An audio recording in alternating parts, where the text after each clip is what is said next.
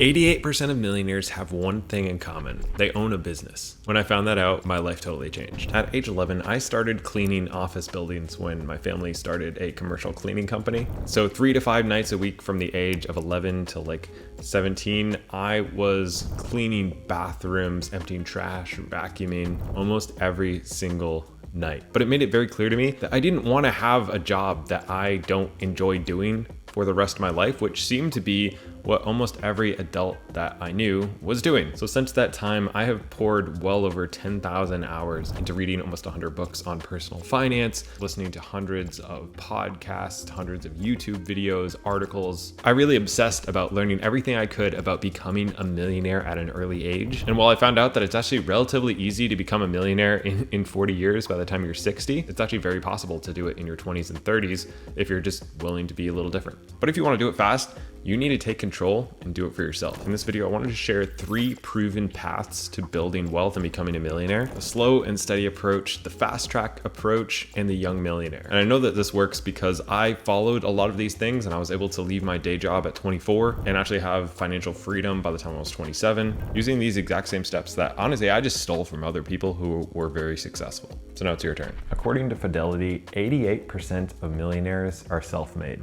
In fact, only about 12% actually became millionaires through being high paid, like your doctor or lawyer or things like that. And this really showed me a little bit of what my path should be. So I want to break down each of these paths to becoming a millionaire, how they work, and why I chose the one that I chose. The first one is the slow path. It is get rich eventually. And honestly, it does work. This is the conventional, go to college, get a good job, try to save, X% of your income, put it in a 401k and a Roth IRA, let it compound over decades, and eventually when you're 60 or 65, you will be a millionaire. The common rule with this is that if you invest $500 a month, you get an 8% return over the course of 35 years, you will have $1 million. Problem is that you'll also be 60. And therefore for me, this is just not an option. I just kind of write it off, ignore it, pretend it doesn't exist, because personally, I'm not willing to take that risk that it'll take 35 years to get to where I want to go. I'd rather take the risk of being a little more extreme. So before we get to the extreme one, let's talk about the medium path. And this is to accelerate that process through side hustles and investments. And I actually think that this medium approach is a very solid path for a lot of people. It is kind of more or less what I started on, where I knew that my earning potential, since I didn't graduate high school or go to college, was limited. And even if I had gone to those, I would have had debt or had to pay for them. So the math would have kind of equaled out. But regardless, I knew that there was only so much I could earn with the skills that I had. And for me, the goal was that one of these would eventually click and I wouldn't have to take too much of a risk because I could lower my expenses enough, rise up enough of these income streams from different side hustles that it could eventually replace my day job without there being too much risk. In my example, the one that ended up sticking was content creation. And while it lost money for the first 3 years, I gained a lot of valuable skills and knowledge during that time. And eventually it built up enough that it could replace mine and my wife's income. And we were both able to leave our jobs. But before that point, we lived on less than half of my main income and funneled everything else into buying investments and assets that pay me money every single month. And this is one of the common things that I realized that most millionaires did, is that they owned some type of real estate. In fact, 90% of millionaires own real estate. And it's often said that real estate is a key wealth builder. And by reinvesting some rental profits back into more real estate and kind of snowballing that, you could reach $1 million net worth in roughly 10 to 15 years instead of 40 years. And actually just by doing 2 of those, I am on track to have those 2 properties alone become worth $1 million to me in that 10 to 15 year timeline. But I know not everybody wants to own real estate. So another medium path is to try to earn more money at your day job. This is something that not everybody can do, but there are a lot of people who are able to really hone down, and instead of spending time starting a side business, they spend that time becoming more valuable at their main job, live on a very low percentage of that, And then by the time you're 30, you might be in your peak earning years. This is one that Scott Trench actually talks about in the book Set for Life, where it's important to either have a scalable job, which would be probably like something in sales, where if you work really hard and you do really well at your job, you can make a lot of money. If you do terrible, you make no money. So you kind of take on that risk for yourself, which is that same idea of owning a business where you're really betting on yourself instead of taking something safe and in between. But then he also talks about in the book the idea of starting a side hustle that can also make you money as you're going. Because like he says, at some point you have to increase your earning. You can't cut your expenses anymore. So by boosting your income, working on side hustles, doing some investing, you can drastically change that 35 or 40 years down to 10 to 20 years with a very reasonable chance of success that if you continue that high savings rate, earning more money, building multiple streams of income, taking the money that you're saving and not just putting it in the bank account, but actually investing it into something. And while it might be slightly slower than the fast lane, it's way better than the slow lane. Before we get into the Millionaire Fast Lane, which I am personally in, I want to let you know about a really cool tool to manage your finances all in one spot, and that is the sponsor of today's video, Monarch Money. Knowing where your money is going is incredibly important, no matter what stage of wealth building you're in, and Monarch makes that incredibly simple. Monarch is a money tool that connects all of your accounts, tracks your net worth, and helps you plan a financial future all in one app. It lets you manage your finances, budget your expenses, or even let you collaborate with your partner or your financial advisor, all at no additional cost. What I love about this is that it is ad-free. There's no credit card offers, no hidden fees. For just the price of 2 cups of coffee a month, you get a clean, powerful app that has been rated 4.9 stars with over 60,000 reviews and was in NBC's World Top FinTech Companies of 2025. You can even connect your investments and assets like real estate and your cars through integrations with Zillow and VIN Audit so that your full financial picture is always up to date. I also really like that Monarch takes privacy and security very seriously. Your data is fully encrypted, it is never sold, and they can't move money in or out of your accounts. You can try Monarch Money and use the code Gabe Bult to get 50% off your first year with an annual subscription. I will leave a link down below. And as a bonus at the end of the month, we're gonna pick somebody from the financial minimalism waitlist and give them a completely free year of Monarch Money. That was super cool of them. Absolutely check them out. And so let's jump into the Millionaire Fast Lane, which I definitely did not learn about from this book called The Millionaire Fast Lane. Now this is what I would call a get rich quick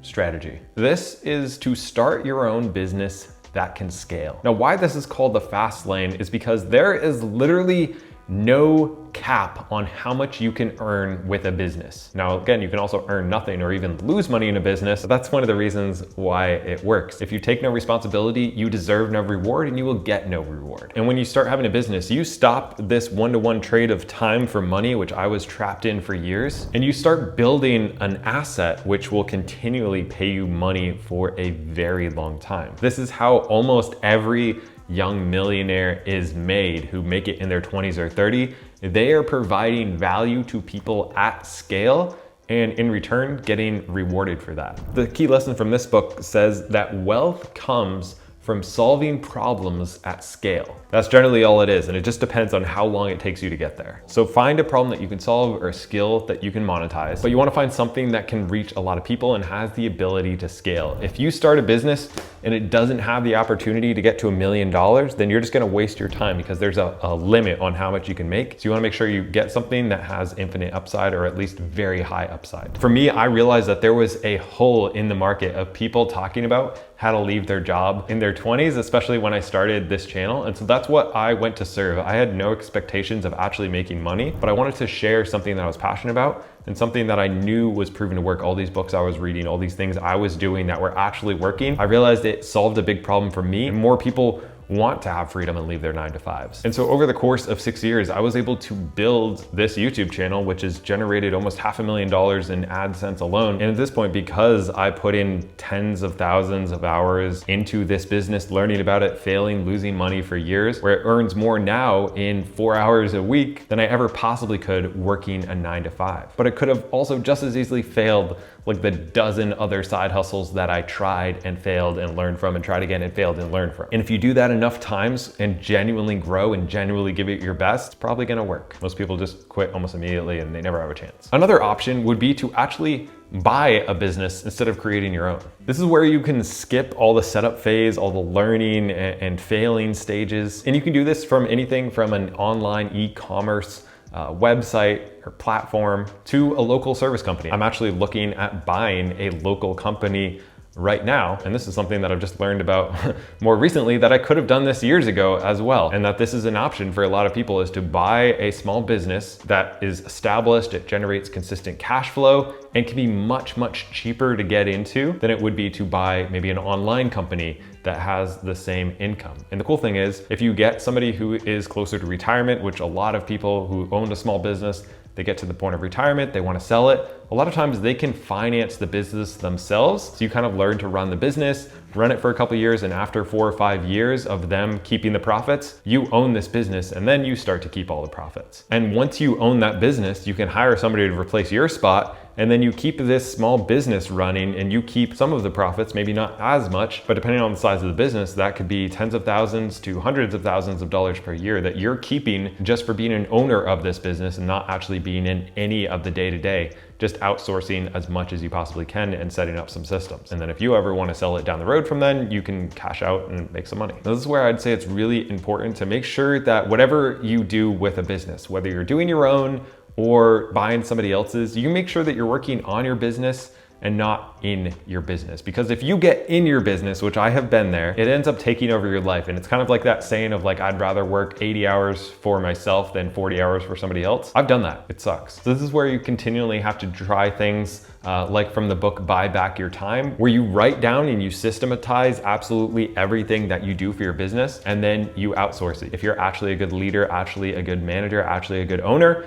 you should have systems for everything and be able to teach those systems to other people so that you can have almost complete freedom over your time to travel, to work from anywhere, to spend time with your family, to do whatever you want, while the business continues to run, continues to grow, because you have built systems that other people underneath you can follow. And one thing that I learned from Napoleon Hill's book, Think and Grow Rich, is that you really need to go all in. This is something that I've only done like twice in my life, and each time it's been life-changing. One of them was this channel where I had this sense of purpose, and this was my main thing. I've done one thing every day for this channel for 6 or 7 years. I went all in, I committed, like to the point where it's like I haven't missed an upload in 6 years, every single week. And I would literally rather chop off a finger than miss an upload. Like now I'm trying to get to the point where I'm okay with not doing that, but I really, really committed and worked really, really hard. This is something that Napoleon Hill and a bunch of other successful people talk about, is if you have one main thing that you are working on, you're driven towards, you believe in, you can see, you can taste, and you keep working on that for years, it's going to happen. I've had a goal for the past 10 years to become a millionaire by the time I was 30. And because that was such a clear goal for me, it somehow happened. I didn't know how it was gonna happen. I didn't have this perfect plan of mapped out. I had one clear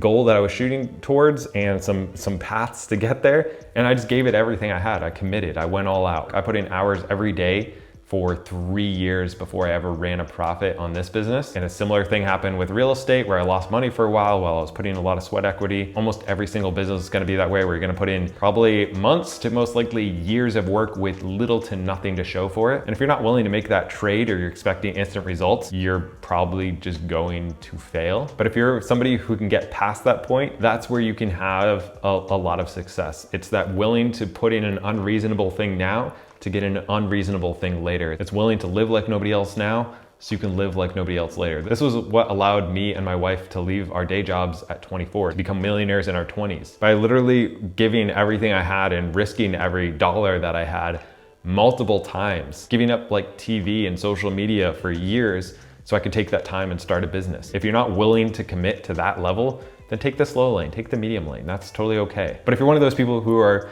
kind of crazy and you want to be able to have a farm with chickens and spend as much time with your kids as you want to, have the freedom to travel and work from anywhere in the world, and don't really want to have this goal of being totally retired with absolutely nothing to do, but have a business that makes a lot of money while working a couple hours a week, then I think this path can really work for you. I actually have like a calculator that I made where you can calculate how close you can be to financial freedom by like not doing the conventional methods, but doing some other ones. I'll leave that down below. You can check it out, it's totally free. But when I saw those numbers for myself, that was what made me realize that like, if I suck it up and I make this happen for like 3 to 5 years, I'm good for the rest of my life. Like I can chill. And that's literally what happened.